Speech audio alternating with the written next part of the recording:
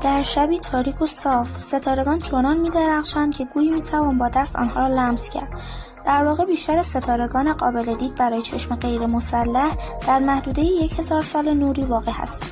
گذشته از ستارگان چشمک زن نواری مهمانند و کم نور در سرتاسر آسمان کشیده شده که به آن راه شیری می‌گوییم.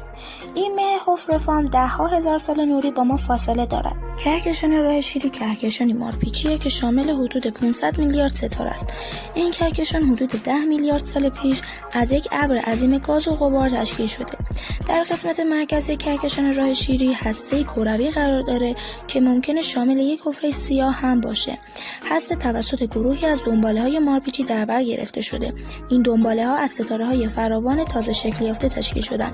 هسته و قرص کهکشان با هاله‌ای از ستاره‌هایی که طول عمر بسیار زیاد دارند در بر گرفته شدن. قطر هسته‌ای یک کهکشان در حدود 10,000 سال نوریه. قسمت احاطه کننده هسته دارای قطری برابر با 100,000 سال نوری و ضخامتی برابر با 1000 سال نوریه. هاله کهکشان دارای قطری تا 50,000 سال نوری است. منظومه شمسی با عرضی برابر با 3 سال نوری نسبتاً کوچک به نظر می‌رسد.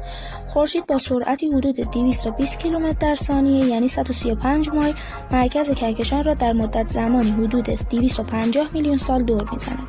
تاکنون خورشید 15 تا 20 دور به دور هسته کهکشان چرخیده. چرخش آرام کهکشان ما که در آن بخش‌های مرکزی پیوسته از قسمت‌های بیرونی پیشی می‌گیرند به این معنی است که ستارگان نیز به طور مداوم در پهنه آسمان حرکت می‌کنند. در چند میلیون سال آینده منظره صورت‌های فلکی در نتیجه این حرکت بی‌وقفه ستارگان تغییر حالت خواهد داد.